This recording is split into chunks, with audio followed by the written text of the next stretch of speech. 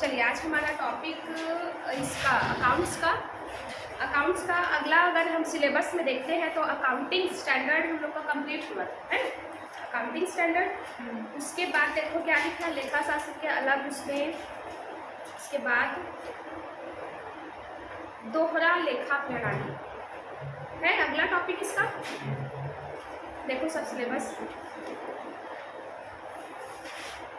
अभिषेक अगला हमारा टॉपिक है फोर्थ जो चैप्टर है, इसमें लिखा है कि दोहरा लेखा प्रणाली। ठीक है, तो इसमें आवाज़ आ रही है आपको?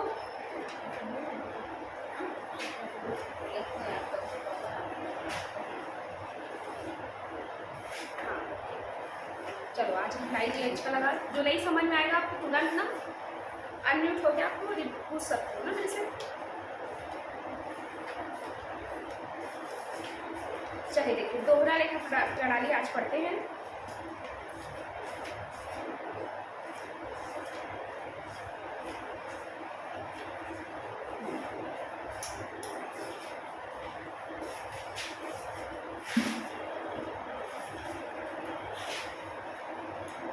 दोहरा लेखा प्रणाली, ठीक है, कवर हो गया। देखो क्या है,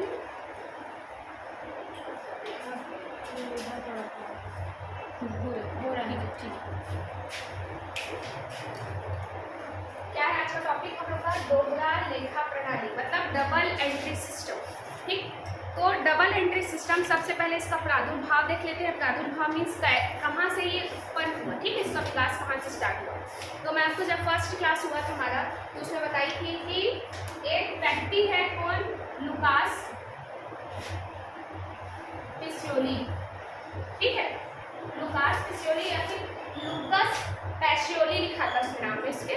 तो जो भी नाम रहेगा उसका, ये लुकस पिसियोली आपका क्या है, ये दोहरा लेखा प्रणाली के जनक माने जाते हैं। ठीक है, इन्होंने कब किया था? 1494 में इटली में। ठीक है, इटली में इसका क्या हुआ था? प्रादुर्भाव हुआ था। कभी कभी इसका क्वेश्चन पूछा ही हुआ है, आप लोग देखना प्रीवियस ईयर के क्वेश्चन में आप लोग देखेंगे तो। ठीक है, किसने स्टार्ट किया था इसको? लुकास पिसियोली ने सन 1494 में स्टार्ट किया था। कहाँ से? इटली से। ठीक, जो इटली के निवासी थे, कौन? लुकास पिसियोली इटली के निवासी थे।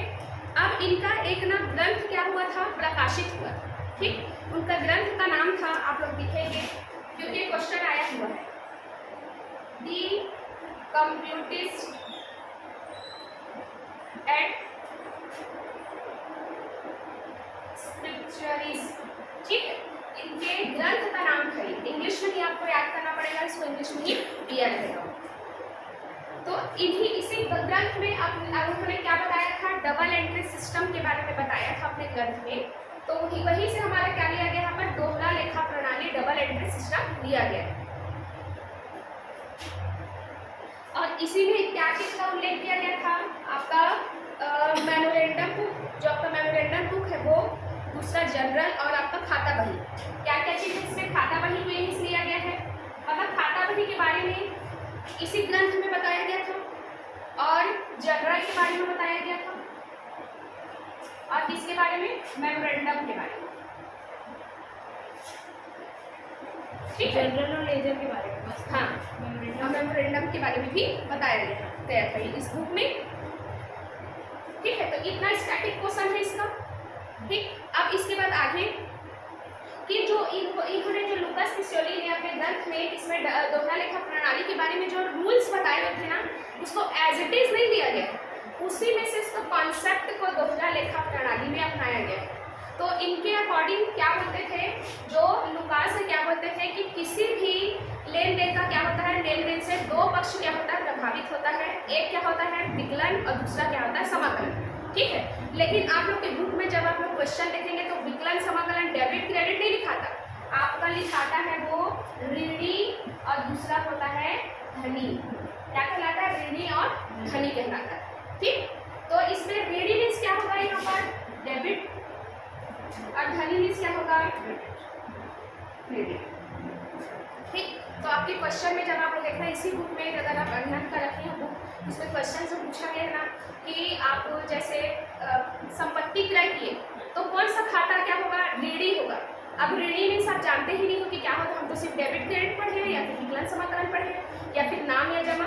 ठीक, तो कैसे पता चलेगा कि रहेगा ना? हाँ, इंग्लिश वाले में इंग्लिश में रहेगा, लेकिन हिंदी में अगर ऐसे दे दिया तो जैसे हिंदी मीडियम वाले, हो सकता है इसका इंग्लिश में, इसमें इंग्लिश वर्जन में नहीं दिया है तो हो सकता है इसका और कुछ नाम होगा।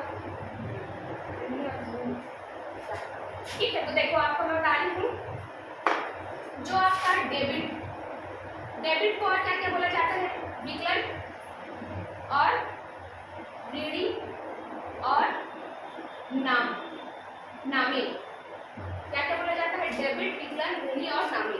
ये क्या बोला जाता है, विकलन, मतलब डेबिट को इतने नाम से जाना जाता है। और अगला है आपका क्या चीज, क्रेडिट, क्रेडिट को क्या बोला जाता है आपका समाकलन, और क्या बोला जाता है इसमें, धनी। ठीक, और यहाँ पर नामे का क्या हो जाएगा, जमा। तो इतना इसका नाम है।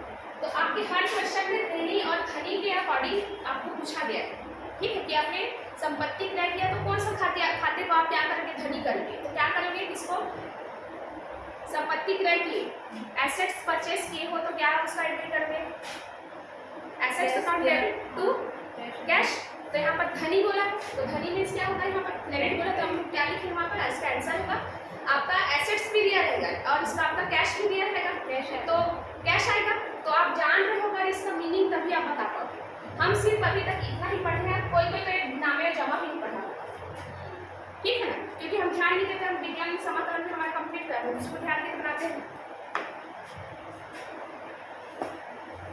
तो देखिए ये हुआ इसका स्टैटिक क्वेश्चन। अब मैं आपको इसका थ्योरी वाला पार्ट बताती हूँ कि देखो, दोहरा लेखा प्रणाली, नाम से पता चल रहा है दोहरा लेखा मीन्स क्या होगा, किसी भी लेखे का दो पक्ष, दो दोहरा मतलब दो पक्ष क्या होगा, प्रभावित होगा।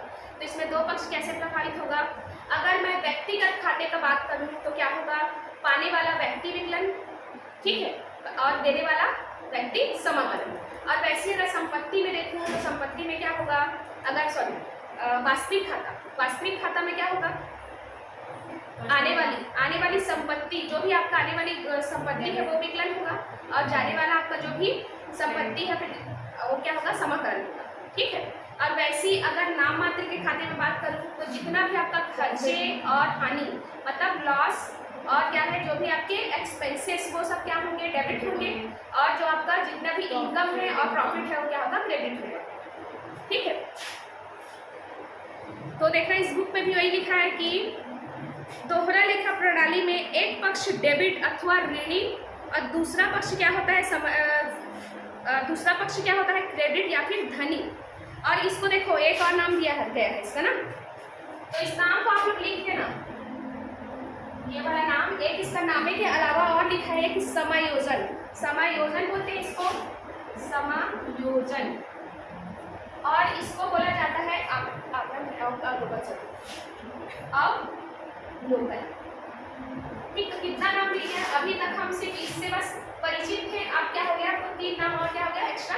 हो सकता है नामे जमा किसी को पता रहा होगा, लेकिन ये दोनों नहीं पता रहा होगा। ठीक है, तो इतना सारा चीज आपको विज्ञान समाकलन में मिलता है, आपको वर्ड्स देखेंगे। अब देखो इसमें दोहरा लेखा प्रणाली के विशेषताएं क्या हो सकती है, क्या क्या हो सकता है। देखो पहला, दो पक्षों में लेखा, दो पक्षों में लेखा मतलब कि जो भी लेन देन होगा उसका लेखा दो पक्ष में किया जाएगा। दो पक्ष मतलब एक पाने वाला दूसरा देने वाला, या फिर आने वाली वस्तु या जाने वाला वस्तु, ठीक, या फिर आपके जो खर्चे हैं वो, या फिर आपकी जो आय है वो, तो दो पक्ष क्या होगा, इससे प्रभावित हुआ। वैसे दूसरा क्या होगा, न्याय संगत प्रणाली, न्याय संगत मतलब यहाँ पर क्या होगा कि ये क्या है, ऑथेंटिक है कि नहीं। जैसे मान लो मैंने अपने बुक में ये दिखाया, अगर मैं सिंगल एंट्री एक हरा प्रणाली यूज करके, हरा मतलब सिंगल प्रणाली वो एंट्री सिस्टम यूज कर दी, तो मैं सिर्फ अपने अकाउंट्स में कितना दिखाती, एसेट्स को दिखा देती। ठीक है, एसेट्स दिखा दी 10,000। अब ये एसेट्स तो मुझे दिख रहा है 10,000, लेकिन इसका दूसरा पक्ष, क्या मैंने वो जो एसेट्स है उसको कैश में परचेस किया है या फिर मैंने क्रेडिट परचेस किया, मैं कैसे जानूंगी अगर सिंगल एंट्री रहेगा तो। ठीक है, तो इसमें क्या है, डबल एंट्री में अगर आप क्रेडिट में परचेस किए हो तो आप एक तो आपका एसेट्स बढ़ेगा, ठीक है, अब क्रेडिट में परचेस किए इसलिए आपका लेनदार बढ़ेगा, डेटर्स। ठीक है, तो इससे क्या होगा, डबल एंट्री में आप दोनों साइड से क्या कर सकते हो, चेक कर सकते हो कि क्या है आपके ये न्याय संगत हो गया। ठीक, फिर अगला है आपका पूर्ण वैज्ञानिक प्रणाली। वैज्ञानिक मीन्स आप जानते हैं ना, जो भी विधि, अगर कुछ चीज़ की वर्ड के बारे में बोला है वैज्ञानिक विधि है या फिर विज्ञान है। विज्ञान मीन्स क्या होता है, जिसमें आप रूल रेगुलेशन को स्टेप टू स्टेप क्या करते हो, स्टेप टू स्टेप अगर आप फॉलो करके इसका निष्कर्ष या फिर रिजल्ट निकालते हो, आपका क्या कहलाता है, वो विज्ञान प्रिंसिपल। हाँ, प्रिंसिपल्स को फॉलो करके, रूल रेगुलेशन को फॉलो करके अगर आप कुछ अकाउंट्स बना रहे हो उसमें, तो आपका क्या कहलाएगा, ये एक वैज्ञानिक प्रणाली है। फिर अगला देखो, निश्चित उद्देश्य का होना। अब यहाँ पर आप जो लेखांकन कर रहे हो, ऐसे नहीं है कि फालतू टाइम पास के लिए कर रहे हो, कोई आपका पर्पस होगा। जैसे क्या पर्पस, मुझे अपने जितने भी व्यवसाय में कितना मुझे प्रॉफिट हुआ, लॉस हुआ, ये देखने के लिए मैं करूँगी। ठीक है, कि लास्ट में मेरा कितना एसेट्स और लायबिलिटी का वैल्यूएशन कितना हो रहा है वो देखूंगी। मेरे को सकल लाभ या फिर शुद्ध लाभ कितना हो रहा है वो देखने के लिए करूँगी, है ना। तो आपका एक निश्चित उद्देश्य होता है। अब इसके बाद लिखा है वैधानिक मान्यता प्राप्त। अब जो आपका जो ये दोहरा लेखा प्रणाली है, डबल एंट्री सिस्टम, उसको क्या है, वैधानिक मान्यता भी प्राप्त है कि ये कानून की नज़र में क्या है, मान्य है। ठीक है, क्योंकि मैं हमने पढ़ा है ना उसको, अकाउंटिंग स्टैंडर्ड, उसमें रूल रेगुलेशन दिया हुआ है। जैसे मान लो अगर कोई जाके आपके खिलाफ जाके न्यायालय में क्या कर बात प्रस्तुत कर रहे हैं, तो आप क्या कर सकते हो कि देखो हमने इस रूल रेगुलेशन को फॉलो करके अपना अकाउंट्स बनाए हैं, तो हमने जो भी अकाउंट्स बनाए सब सही है करके। ठीक,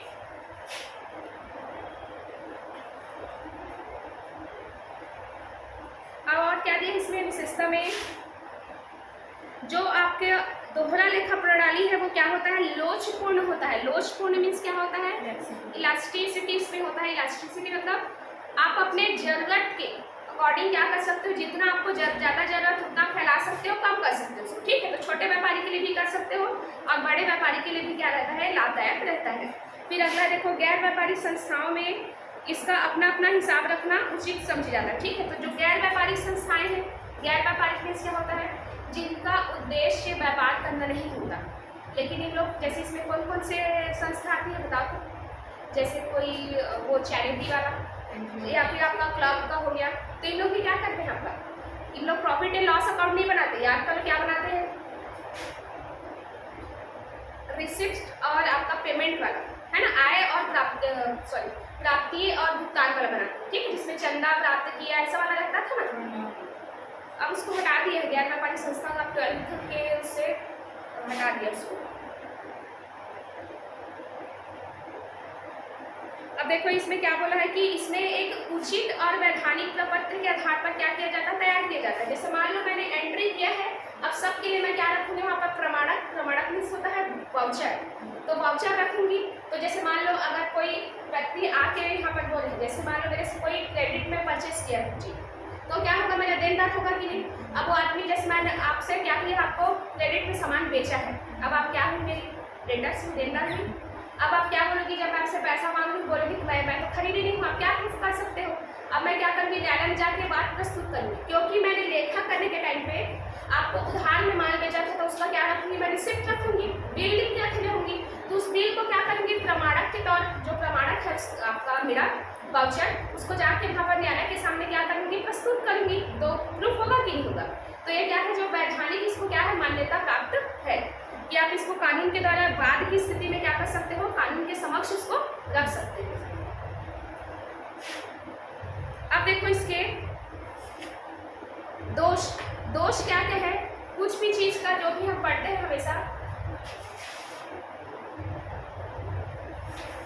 जो भी आप कुछ भी पॉइंट्स अगर पढ़ते हो तो जिसका फायदा होता है उसका कुछ ना कुछ नुकसान तो जरूर होता है ना। तो इसमें क्या नुकसान हुआ, मतलब आपकी हानियां, जो दोहरा लेखा प्रणाली है उससे हानियां क्या क्या हुई, कि जो छोटे छोटे जो सैद्धांतिक भूल है, सैद्धांतिक मतलब जो एरर्स पढ़े ना, रेक्टिफिकेशन ऑफ एरर्स, अशुद्धियों का संशोधन, कि आप कितना भी इसके बारे में नॉलेज रख लो, थोड़ा ना थोड़ा क्या हो जाता है, चूक हो ही जाता है। तो इससे क्या दिक्कत होगा कि अगर आपने कोई गलत प्रविष्टि कर दी है, जैसे कई प्रविष्टि क्या होता है कि जैसे मान लो राम की जगह में श्याम के खाते में लिखा गया, तो आपका बैलेंस शीट तो पूरा सब मैच करेगा, लेकिन वो जो राम और श्याम का रहेगा उसके में क्या होगा, वो डिफरेंस दिखाएगा। ठीक है, तो इससे दिक्कत क्या होगा कि आपको जितना भी इसके बारे में पढ़ो थोड़ा ना थोड़ा चूक रह जाता है।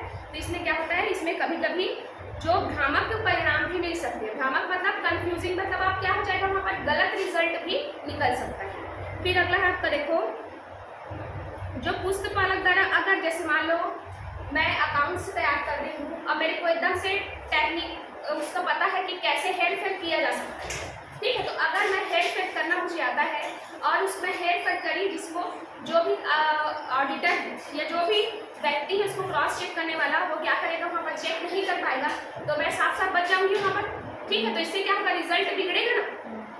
अगर मेरे को टेक्निक आता है झूठा किसी भी चीज़ को प्रस्तुत करने का।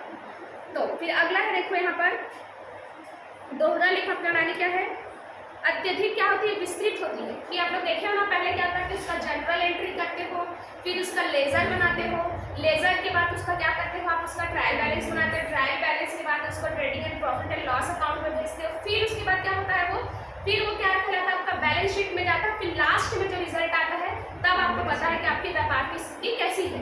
तो कितना लंबा प्रोसीजर है, तो ये क्या है, थोड़ा सा विस्तृत है, बस इसका बस दिक्कत इसमें होता है कि इसमें अधिक ज़्यादा समय लगता है।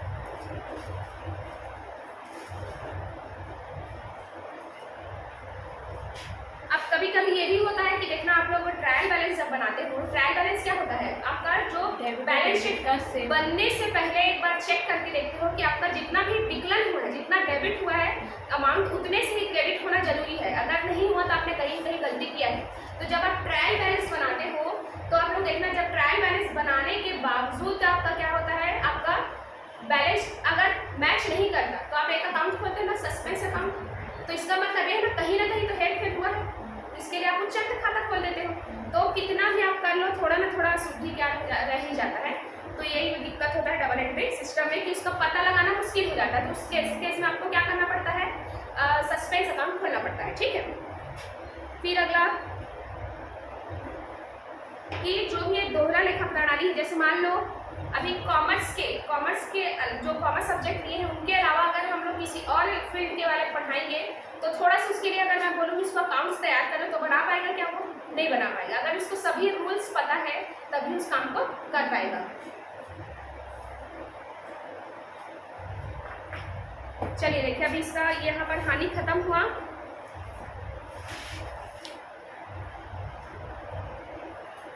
अब इसका इम्पॉर्टेंट मैं बताती हूँ, इसका चरण जो भी स्टेप है, स्टेप कैसे दोहरा लेखा प्रणाली का आप लोग जो अभी ज्वाइन हुए हो ना, वो इसको थोड़ा सा नोट डाउन कर लेना है, फिर स्क्रीनशॉट ले लेना, ठीक है।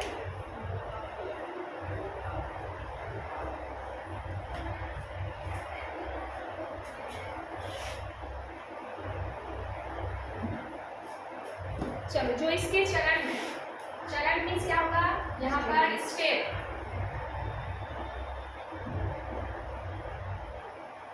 ठीक है, स्टेप। तो यहाँ पर स्टेप इसका क्या क्या हो सकता है,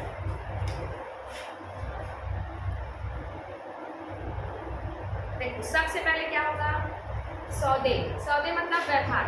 व्यवहार मीन्स यहाँ पर क्या होगा, आप व्यवहार मीन्स होता क्या है, किसी आपके व्यवसाय में क्या होगा, किसी भी वस्तु का लेन देन, ठीक है, ये क्या कहलाएगा, आपका सौदा कहलाएगा, पहला पॉइंट।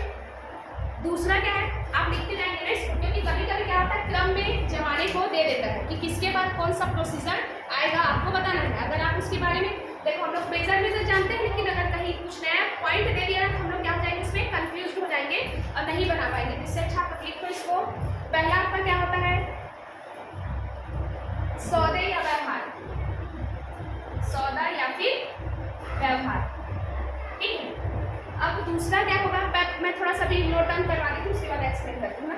दूसरा होगा आपका प्रारंभिक लेखा, प्रारंभिक लेखा। थर्ड होगा आपका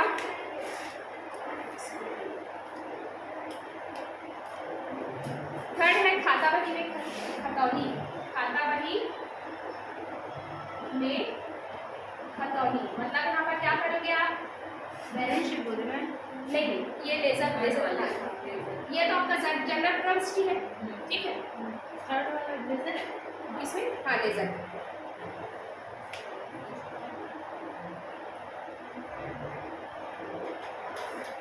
फिर आपका क्या बनेगा यहाँ पर, इसके बाद फोर्थ में आएगा तलपट, फिर फिफ्थ में आएगा ट्रायल बैलेंस, फिर आपके अंतिम खाते,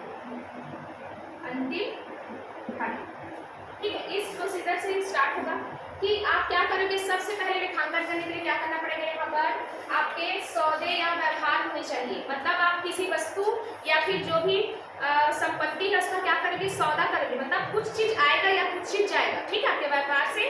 तो यहाँ पर सौदे पहला होगा कि जैसे मान लो कोई सौदा ही नहीं हुआ तो आप क्या चीज का प्रविष्टि करोगे, इसमें कुछ चीज का क्या नहीं कर सकते, उसमें एंट्री नहीं कर सकते। दूसरा क्या होगा आपका प्रारंभिक लेखे। प्रारंभिक लेखे मीन्स क्या होगा, जब आप उसकी जरूरत तैयार करते हैं, ठीक है, कि उसको जब जो जिस डेट पे आप क्या किए हो, क्रय विक्रय किए हो या फिर आप क्या किए हो, जो भी एसेट्स है, लाइबिलिटी है, उसको क्या किए, अगर एसेट्स खरीदे तो, या फिर लाइबिलिटी जिसका जैसे मान लो किसी क्रेडिटर को क्या किया, पैसा पे किए हो, ये सबका डेट टू डेट क्या करोगे, जैसे जैसे आपके हर डे टू डे का जो भी सौदे होंगे इसको क्या करोगे, आप रिकॉर्ड करोगे तो आपका क्या कहलाएगा, ये प्रारंभिक लेखे कहलाएगा। फिर आप देखो खाता बही में खतियाना। अब खाता बही में खतौनी मीन्स क्या होता है, आप अब इसका लेजर बनाओगे। आप लोग याद करो, जैसे आप जनरल प्रविष्टि बनाते हो, उसके बाद जितने भी खाते प्रभावित होते हैं आपके जनरल प्रविष्टि में, जितने भी खाते आपका नाम दिखता है उसमें क्या करते हैं, सब में पोस्टिंग करते हो ना, उस सब अकाउंट्स को लिखते हो कि नहीं लिखते हो, उसका जितना भी प्रकार का जो है व्यवहार है उसको उस खाते में लिखते हो। तो इसमें क्या किया, आप यहाँ पर क्लासिफिकेशन किए, इसका जो भी लेजर है उसका सबका क्लासिफिकेशन किए, और उसके बाद उसमें क्या किया, इन सबका एंट्री करें। फिर अगला है तलपट। तलपट मीन्स होता क्या है, ट्रायल बैलेंस की। आप अपना बैलेंस शीट तैयार करने से पहले क्या करोगे, एक बार चेक करके देखोगे कि तलपट मीन्स तो एक्चुअल उसमें अमाउंट क्या चीज़ लिखा था, बताओ।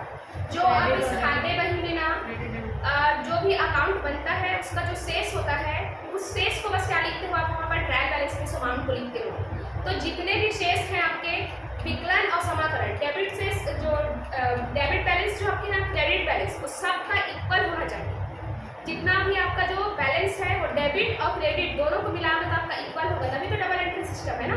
तो उसमें क्या करते हो, इसी को लिख के आप चेक करते हो कि अगर मैं अकाउंट अगर बनाया कि फाइनल अकाउंट बनाया, फाइनल अकाउंट मतलब आपका बैलेंस शीट तक बनाओगे, तो अगर ये मैच हो गया तलपट तो आपने सही, आपका जो भी अकाउंट्स तैयार किए वो सही है।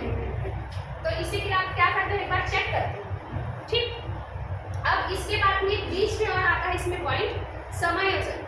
समायोजन मीन्स क्या होगा, जो एडजस्टमेंट, जैसे मान लो ट्रायल बैलेंस बनाए उसके बाद भी कई सारा चीज़ क्या होता है जो आपके अकाउंट्स बनने के बाद, जैसे मान लो तलपट के बाद में कुछ पता चला, जैसे समायोजन मीन्स क्या होता है, जैसे डेप्रिसिएशन लगाना है।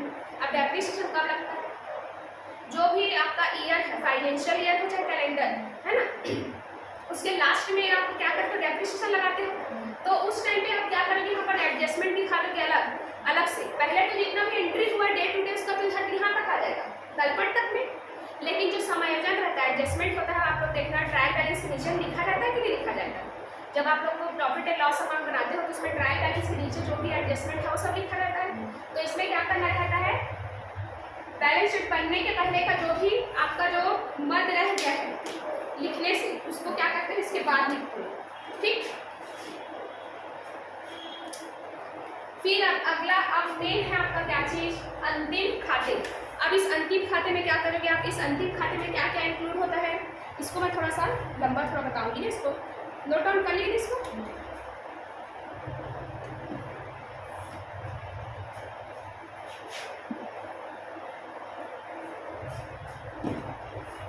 अंतिम खाते, अब ये जो अंतिम खाते इसके लिए मीन्स में बनता है, आप लोग देखे होंगे कि जो कॉमर्स की स्टूडेंट है उनके लिए बहुत बड़ा अचीवमेंट होता है अगर उसका बैलेंस शीट क्या कर दिया मैच कर दिया।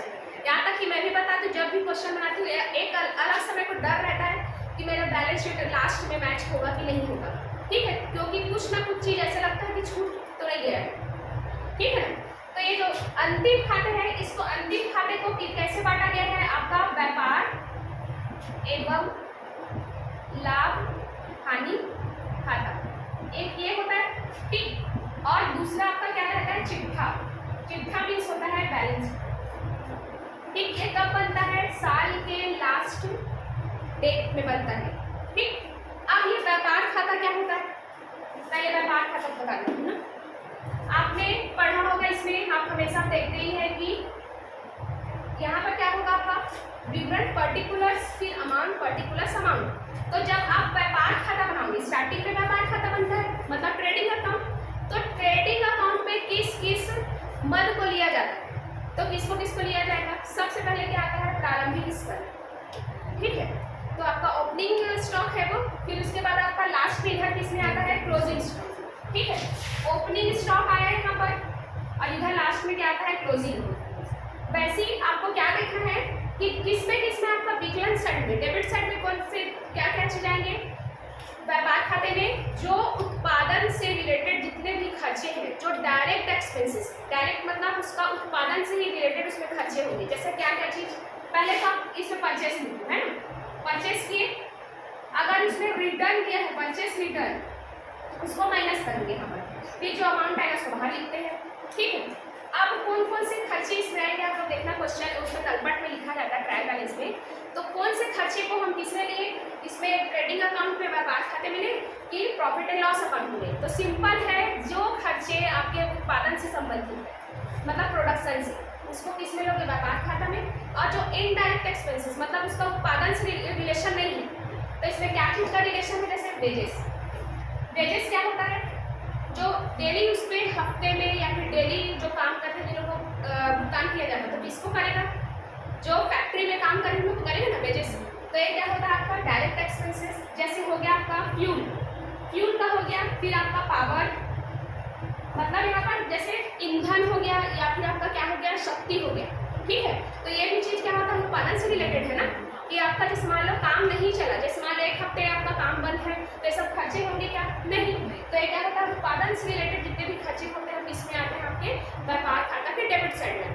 अब इधर क्या आएगा आपका, जैसे इधर क्रय आ गया तो इधर क्या आएगा, विक्रय मतलब सेल्स आएगा, और वैसे ही क्वेश्चन में अगर रिटर्न दिया है तो आपका माइनस यहाँ पर होंगे, इजी अमाउंट ऐसे लिखाएगा। अब इसका बैलेंस आपको विक्रय से मिल कितना पैसा रहा है और आपके उत्पादन में खर्चा कितना हो रहा है, उस चीज को आप क्या करोगे यहाँ पर देखो, क्योंकि क्रय करोगे आप, क्रय किसका करते हो, कच्चे माल का, ठीक है, रॉ मटेरियल्स का क्रय करते हो, तो इससे भी आपका पैसा जाता है कि नहीं जाता, अमाउंट जाता है, ठीक है। तो ये सब चीज़ क्या है, खर्चे, और ये सब चीज़ क्या हुआ, बेचने से आपको क्या मिला है, पैसा, और आपका क्लोजिंग स्टॉक है वो बिकने से रह गया, मतलब आपके लिए एसेट्स के रूप में है ना वहाँ पर। तो ऑलरेडी ये बचा हुआ सामान जैसे सेल्स किए वो तो निकल गया, और ये क्लोजिंग आपका बचा हुआ है, तो ये आया। तो इसका डिफरेंस जो आएगा वो क्या कहलाता है, आपका लॉस प्रॉफिट, मतलब सकल लाभ कहलाता है, ठीक। लॉस भी होता है ना, हाँ लॉस भी होता है, लॉस भी हो सकता है। अब लॉस किस कंडीशन में होगा कि आपके परचेस और ये सब इस वाले पार्ट का, मतलब डेबिट साइड का जो भी बैलेंस है वो ज़्यादा आ गया है, मतलब टोटल, और इधर क्रेडिट का बैलेंस आपका कम आया है, जितना भी टोटल है वो, तब उस टाइम पे क्या होगा, यहाँ पर लॉस होगा, ठीक है। अब इसको यहाँ से खाता बंद कर देते हैं। अब ये जो अमाउंट है, जैसे मान लो अगर ग्रॉस लॉस है तो इस साइड आएगा कि नहीं आएगा, इसके लिए अब यहाँ से जैसे ही क्लोज हुआ तो आपका क्या बनता है, प्रॉफिट एंड लॉस अकाउंट बनता है इसके बाद, तो ये ग्रॉस लॉस इधर आएगा, अगर प्रॉफिट है तो ग्रॉस प्रॉफिट इधर आएगा। अब जो विकलन साइड है प्रॉफिट एंड लॉस अकाउंट में, जो विकलन डेबिट साइड है उसमें जितने भी प्रकार के इनडायरेक्ट खर्चे या फिर इनडायरेक्ट आपके एक्सपेंसेस है वो सब किधर आता है, आपके डेबिट साइड। और जो क्रेडिट में क्या आता है आपका, इनडायरेक्ट आपका क्या होता है, जो भी आय है। अब क्या क्या चीज, जैसे मान लो इसमें एग्जांपल देती हूँ मैं ना,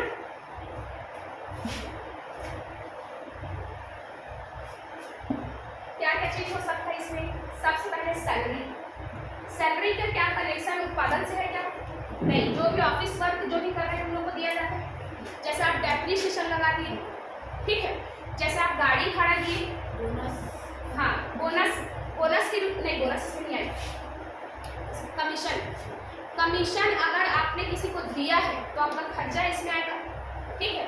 अगर कमीशन आपको मिला है तो आप रिसिप्ट साइड लिखोगे, मतलब यहाँ पर आपका प्रॉफिट, आपका इनकम है इसलिए इधर लिखोगे, ठीक है। और क्या क्या चीज़ आ सकता है इसमें, डूबत बैड डेट्स, वो भी क्या आपकी हानि है तो डेबिट साइड आएगा।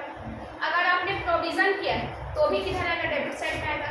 अगर आपने किसी एसेट्स पे क्या किया है, डेप्रिसिएशन लगाया तो भी किस साइड आएगा, इसी साइड आएगा, क्योंकि ये सब क्या है, लॉस और एक्सपेंसेस है, ठीक है। अब जो टोटल आएगा, अब इधर का टोटल करोगे, अगर इधर का आपका समाकलन में टोटल ज़्यादा है, मतलब आपकी इनकम ज़्यादा है और आपके एक्सपेंसेस क्या है, कम है, तो आपको क्या होगा उस कंडीशन में, नेट प्रॉफिट होगा कि नहीं, ठीक। यही नेट प्रॉफिट, आप बताओ नेट प्रॉफिट से आपकी कैपिटल पे इफेक्ट पड़ता है कि नहीं, बताओ। तो माइनस करते हैं ना कैपिटल, नहीं, प्लस करते हैं। आपका जो जितना भी आप अपने व्यापार में तो उतना मिलेगा ही। अगर जो प्रॉफिट हुआ एक्स्ट्रा ऐड होकर मिलता है ना, याद करो बैलेंस शीट में कि आपका जो चिट्ठाई लगाती हूँ इसके बाद प्रीवियस ईयर के क्वेश्चन में मैं देखी हूँ कि जो डेटर्स होता है ना उसका भी एडजस्टमेंट का पॉइंट्स दिया रहता है, उसको कितना आएगा बैलेंस शीट में आपका ये बताने वाला, अभी आपको बताती हूँ। ठीक, इसके बाद आगे तो जब ना आप चिट्ठा बनाओ, चिट्ठा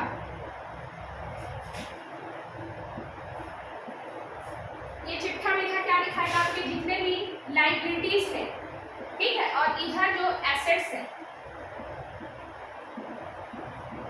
चिट्ठा मतलब लेजर, हाँ लेजर लेजर है ना?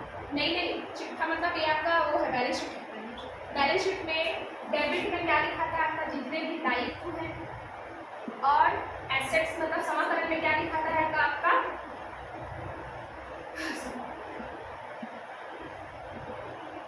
संपत्ति है वो सब लिखा है। ठीक है, जितने भी आपके दायित्व इधर लिखाएंगे, मतलब डेबिट साइड में जैसे आपका डेबिट साइड में क्या लिखा था लॉसेस वगैरह, तो ये सब क्या है आपका बैलेंस शीट में जो लाइबिलिटीज है, लाइबिलिटीज मतलब जिनको व्यापार को क्या करना है वापस करना है जिन पैसे, तो क्या क्या होता है इसमें देखो। सबसे पहले तो कैपिटल ही लिखाता है, कैपिटल मतलब पूंजी, क्योंकि आप लोग पढ़े हो व्यापार और व्यापार के स्वामी का पृथक अस्तित्व होता है, पढ़े हो कि नहीं इसके इसमें अवधारणा के प्रिंसिपल्स में कि अगर जैसे मान लो मेरा व्यापार है, ठीक, मैं व्यापार चलाती हूँ और मैंने इसमें 1 लाख की पूंजी लगाई है, तो वो जो व्यापार है उससे तो सबसे पहले मैं अपना 1 लाख का पूंजी की वापस अपना निकाल के रखूंगी कि नहीं रखूंगी। तो जो आपका पूंजी कैपिटल है उसमें प्लस क्या होता है आपका शुद्ध लाभ, मतलब नेट प्रॉफिट क्या होता है यहाँ पर प्लस होता है, क्योंकि मैंने 1 लाख लगाया और जैसे मान लो हो सकता है मेरे को यहाँ पर 20 लाख का प्रॉफिट हो रहा होगा, तो मुझे 1,20,000 तो पहले ही मिलेगा। ठीक है, और अगर मैंने इसी बीच में अपने काम के बीच में मैंने मान लो 10,000 का क्या किया आहरण किया, ड्राइंग किया है, तो इस वजह से क्या हो जाएगा मैंने अपना जो पूंजी लगाया है उसमें से 10,000 अपने पर्सनल यूज के लिए निकाल लिया, मतलब मेरा वहाँ पर कैपिटल क्या हो गया कम हो गया, तो इसलिए यहाँ पर क्या माइनस होगा आहरण, मतलब ड्राइंग क्या होगा माइनस होगा इस अमाउंट में। फिर मेरा पूंजी देखो पहले शुद्ध लाभ की वजह से मेरा पूंजी बढ़ा और मेरे ड्राइंग की वजह से आहरण की वजह से अपने पर्सनल यूज के लिए अपने व्यवसाय से निकाली हूँ, तो इसमें मेरा क्या हो गया यहाँ पर कैपिटल क्या हुआ कम। तो ये पूछा हुआ है क्वेश्चन कि शुद्ध लाभ से आपके पूंजी पर क्या इफेक्ट पड़ता है, तो क्या इफेक्ट पड़ता है आपकी पूंजी बढ़ जाती है, उसमें लिखा रहेगा पूंजी बढ़ती है घटती है कि कोई इफेक्ट नहीं होता, तो आपको पता रहेगा एक कॉन्सेप्ट नहीं बना पा गया। तो इसी पूछ लिया आहरण से आपकी पूंजी पर क्या इफेक्ट पड़ता है, तो क्या इफेक्ट पड़ता है कम होता है पूंजी। ठीक है, हाँ, और उसके बाद जो आपके अदर्स जो भी क्या है लाइबिलिटीज है, ठीक है, तो क्या क्या चीज़ जैसे क्रेडिटर हो गया लेनदार आपसे जो पैसा लेगा, बिल्स पेबल हो गया जो आपका बिल आपने किसी से उधार में खरीदा उसको पे करना आपका दायित्व है। ठीक है, जैसे आपने कोई रिजर्व किया है, रिजर्व मतलब संचय, संचय मीन्स क्या होता है, संचय मीन्स आप अपने प्रॉफिट में से कुछ भविष्य में हो सकता है मुझे हानि होगा इस चीज़ के लिए आप प्रॉफिट से उस पैसे को निकाल के रखे हो, आप उसका आपको दायित्व है ना आपका कि उस चीज़ के लिए अगर आप पहले से पैसा निकाल के रखे हो तो उस चीज़ को खर्च करना, तो क्या होगा इधर आपका रीजन। ठीक है, आप ये मत समझना आपका वो पैसा बचा हुआ तो आपका संपत्ति है, संपत्ति नहीं है, एसेट्स नहीं है। ठीक है, तो अब देखो इसमें आ गया। अब इसके बाद क्या क्या आएगा यहाँ पर आपके जो भी संपत्ति जैसे भूमि भवन ये हो गया, पट्टे पर लीज के लिए ख्याति हो गया, ये सब इसमें आएगा। सबसे पहले कैश को लिखोगे और लास्ट में इसका क्या आता है क्लोजिंग बैलेंस। तो आप हमेशा याद रखना क्लोजिंग बैलेंस 2 जगह आता है, कहाँ कहाँ, एक तो आपके व्यापार खाते में किधर क्रेडिट साइड में आएगा, ठीक, और फिर आपका बैलेंस शीट में किधर आएगा एसेट साइड में आएगा, क्योंकि आपका जो माल बिकने से रह गया वो आपका एसेट्स के रूप में होता है। ठीक है,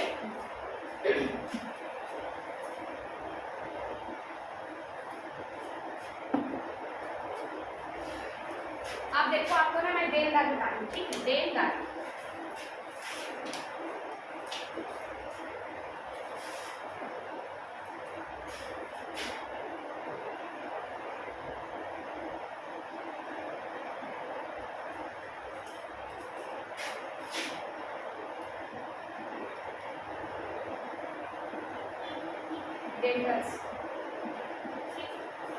देनदार कौन होता है बताओ, जो आपको पैसा देगा, मतलब देगा कैसे देगा वो पैसा, हमने किसी को क्रेडिट क्या किया सेल किया, तो उसका दायित्व हमको पे करने का, तो मतलब ये मेरे एसेट्स के रूप में होगा, संपत्ति के रूप में होगा कि नहीं, ठीक। तो इसलिए डेटर्स होता है। अब देखो डेटर्स में आपका जो भी अमाउंट लिया है, जैसे मान लो कोई एक्स पर्सन है और उसने उसको मेरा मतलब मैं कुछ कितना देना है, उसको 10,000 देना है। अब उसके मैं उससे मांग रही हूँ पैसा, तो उसको देख कैसे लग रहा है कि वो व्यक्ति क्या करेगा, मुझे 10,000 के बदले में सिर्फ कितना दे पाएगा, 95-100 बस दे पाएगा।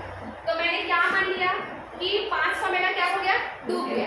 तो इसके लिए मैंने क्या किया, डूबत ऋण, जो पैसा एक्चुअल में डूबा है, ठीक है। तो इस 10,000 के अमाउंट में मेरा 500 क्या हो गया, डूब गया। अब मुझे उससे कितने मिलना चाहिए, 95-100।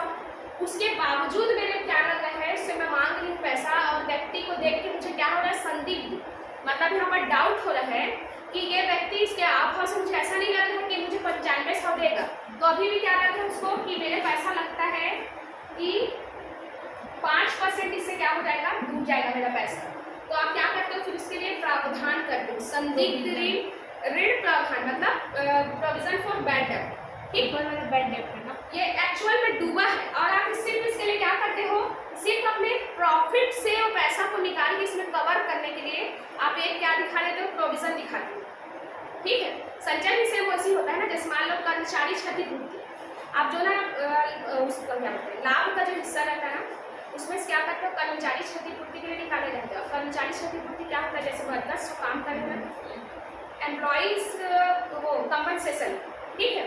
तो ये क्या होगा इसमें कि आपको अगर मान लो कोई वर्कर को उस काम करने के दौरान अगर कुछ क्षति हो गई तो उसी पैसे को यूज करोगे आप उसका, ठीक है। तो वैसे सेम इसमें क्या है कि आपके जो प्रॉफिट है ना, उसमें से आप क्या करोगे, इसमें निकाल के रख रहे होगे कि हाँ मैं 5% को अगर मान लो इसमें मिल गया तो बहुत अच्छा बात, और नहीं मिला तो नुकसान होगा कि नहीं, ठीक है। तो इसको भी क्या करते हैं, फिर 5% हिस्सा निकाल के आप क्या करेंगे, यहाँ पर माइनस करके अमाउंट को लिख देंगे। तो एक जो डूबत ऋण होता है वो क्या होता है, 10,000 हम किसी को उधारी दिए हैं, हाँ, तो 5,000 हमको नहीं मिला, 500, 500, हाँ 500 मतलब हम समझ गए हमारा डूब गया, हाँ।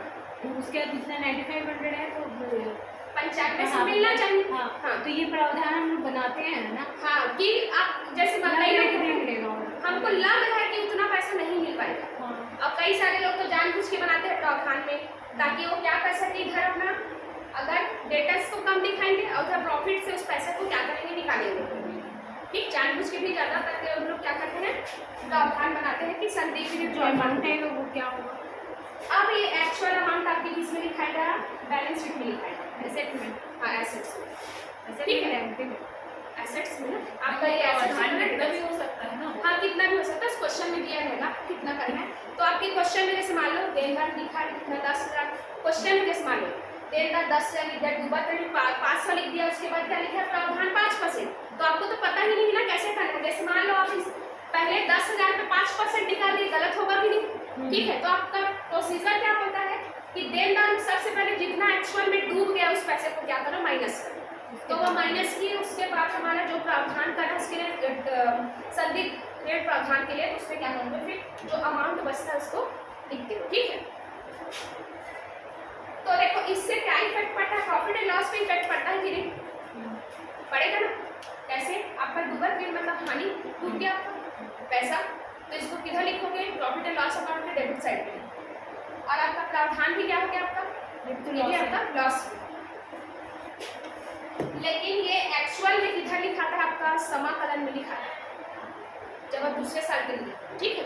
लेकिन प्रावधान का क्या करते हैं, अगर नया प्रावधान है, न्यू प्रोविजन है, कभी कभी क्वेश्चन में ओल्ड डूबत ऋण भी लिखा रहेगा, क्वेश्चन ऑलरेडी आपके तलपट में ट्रायल बैलेंस लिखा रहेगा, डूबत ऋण और डूबत ऋण के लिए प्रावधान भी लिखा रहता है, तो उसका कंडीशन में अलग होता है, उतने गहराई में जाते हैं हम लोग।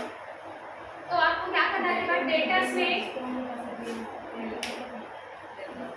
पूछना, डेटर मतलब मैम जिसको हमने पैसा दिए नहीं, पैसा दिए ही नहीं, हमने उसको उधार कुछ बेचा है और उसका दायित्व हमको पे करना, ठीक है। उधार दिए, वो पैसा नहीं दिया, नहीं, जैसे देखो आपका कोई भी व्यवसाय नगद में चलता है क्या, नहीं चलेगा, उसको कहीं ना कहीं उधार रखना पड़ता है। जैसे हम दूसरे से उधार खरीदते कच्चा माल, तो हम उसके क्या हो जाएंगे, लेनदार।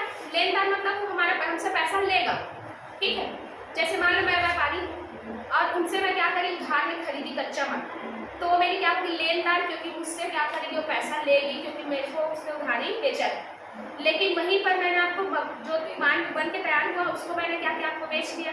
अब आप क्या बोले कि मैम पैसा नहीं दे पाऊंगी अभी, तो आप क्या हो गई मेरे लिए डेटर्स, मतलब देनदार हो गई। आप मुझे क्या दोगी, पैसा दो, ठीक है। तो मेरे से पैसा लेगी, वही ना कि हम उसको उधार बेचे हैं, हमको पैसा अगर दे। आपको कंफ्यूजन होता है ना, होता है तो होने के लिए, तो आप ऐसे लिखना उस वर्ड को पेपर में, जैसे लेनदार हुआ और देनदार, ठीक, कुछ नहीं करना है। यहाँ पैसा पैसा वर्ड लिखना, पैसा, लेनदार मतलब पैसा लेने वाला, ठीक है, और यहाँ पर देनदार मतलब पैसा देने वाला। अब इससे बताओ कौन एसेट्स होगा, कौन लायबिलिटी, ठीक है। जो पैसा लेने वाला मतलब वो क्रेडिटर होगा। हाँ, ये क्रेडिटर है। अब पैसा लेने वाला मतलब आपका दायित्व है, आपको पैसा चुकाना है, और पैसा देने वाला मतलब आपको पैसा मिलेगा, इसलिए एसेट्स है, ठीक है।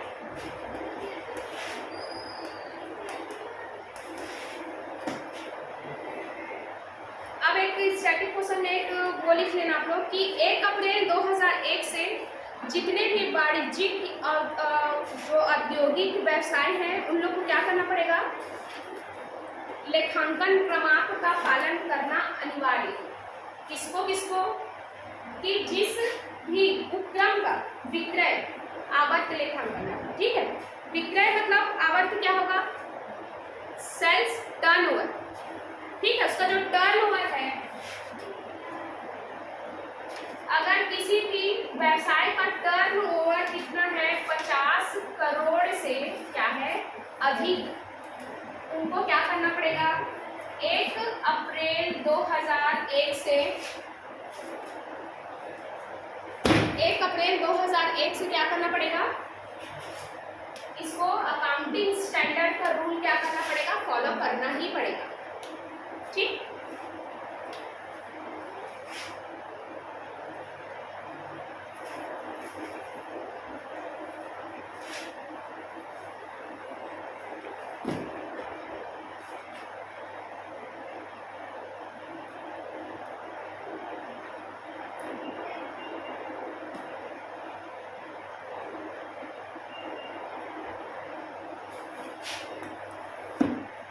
यहाँ तक क्लियर है सबको?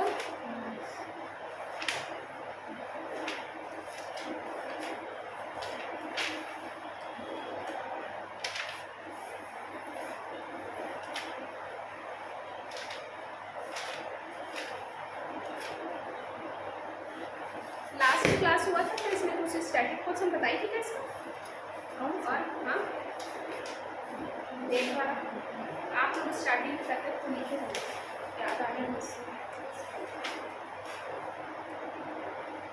इसमें क्या है, बुक के अकॉर्डिंग क्या दिया है, उसमें तो सिर्फ उतना ही दिया है, जिसका 50 करोड़ से अधिक है ना, जिसका टर्नओवर इस क्या होता है,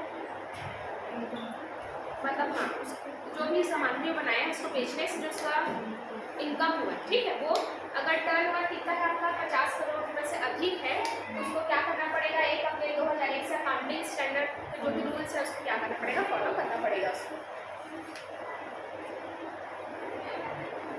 अब एक क्वेश्चन आया है, बताना आप लोग, क्या अकाउंटिंग स्टैंडर्ड वैधानिक रूल के ऊपर है कि नीचे, मतलब कौन अगर उसका देखा जाए जो कौन मेन है, उसका मेन मीन्स किसका वेटेज ज़्यादा है, अकाउंटिंग स्टैंडर्ड का या कॉन्स्टिट्यूशन। अगर मान लो कॉन्स्टिट्यूशन में कोई रूल बना है, ठीक है, और मैंने अकाउंटिंग स्टैंडर्ड को बनाया और बोला कि इसने मेरा इतना पैसा लिया है, अब उसको मेरा भरपाई होना चाहिए। अब आप क्या किया, आपने क्या किया, वहाँ पर जो संविधान के जो भी रूल्स रेगुलेशन उससे क्या पा गए, आप यहाँ पर राहत पा गए। तो जब हम दोनों के दोनों किसके पास जाएंगे, बात प्रस्तुत करने जाएंगे ना, तो मेरा जो अकाउंटिंग स्टैंडर्ड का रूल जो मैं यहाँ पर लगाई हूँ वो फेल हो जाएगा, क्योंकि संविधान से ऊपर कुछ भी चीज़ नहीं है। आप उस क्वेश्चन में देखना आया है, ठीक है, इस बुक में, कि संविधान से उसका ऊपर क्या चीज़ है, कैसे भी संविधान से ऊपर कुछ भी चीज़ नहीं है, ठीक है, कॉन्स्टिट्यूशन से ऊपर आपका कुछ भी नहीं है। इसका क्वेश्चन आया हुआ, थोड़ा सा इसको पढ़ना।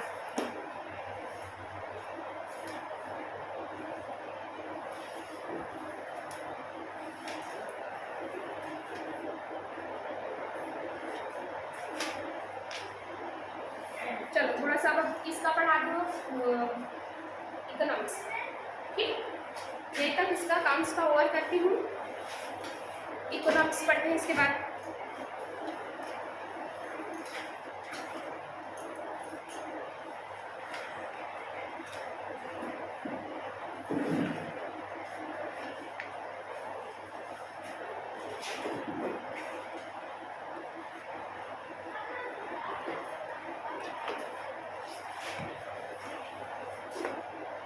साढ़े 6 बजे तक रहेगी ना आपसे क्लास, ठीक।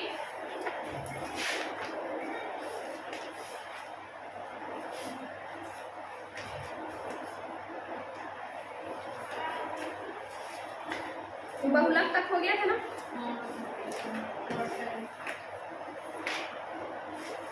अब ये देखना, इसमें जो छोटा छोटा क्वेश्चन रहेगा वो सब पूछता है इसमें। तो आज पढ़ाऊंगी मैं अब किरण की मापे, ठीक है। इंग्लिश में नाम है इसका dispersion, dispersion, measurement of dispersion. तो दूसरे क्वार्टाइल्स पढ़ाए थे।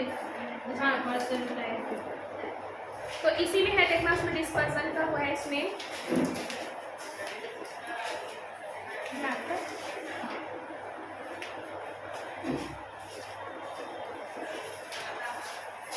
क्योंकि आप लोग 11th-12th का जब देखोगे ना क्वेश्चन पेपर, तो उसमें भी 1-2 नंबर का जो क्वेश्चन रहता है इसी में से आता है डिस्पर्सन से, ठीक है।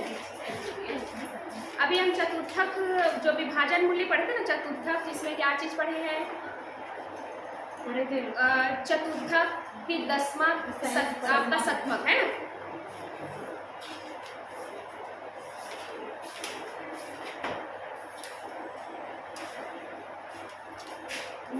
मेजर ऑफ आपका डिस्पर्सन, ठीक है। अब देखो इसमें क्या क्या होगा, जैसे उस टाइम पे आप विभाजन मूल्य में क्या क्या पढ़े हो, शतमक, दशमक और आपका चतुर्थक, वैसे इसमें आप किरण में क्या क्या पढ़ोगे। पहला होता है आपका विस्तार, ठीक, जिसको बोलते हैं रेंज। दूसरा है आपका चतुर्थक विचलन, ठीक है, क्वार्टाइल डेविएशन। तो इसमें देखना आप लोगों का फॉर्मूला लिखा हुआ है कि अब हर चीज में क्या होता है आपका व्यक्तिगत श्रेणी और दूसरा खंडित या फिर आपका जो कंटिन्यूअस सीरीज आता है, ठीक है।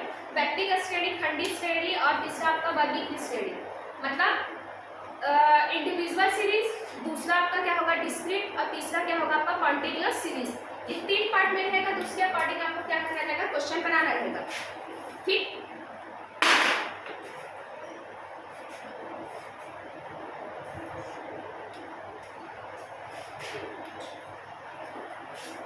चलो, तो सबसे पहले ना मैं विस्तार पढ़ाती हूँ। विस्तार मीन्स होता है आपका रेंज।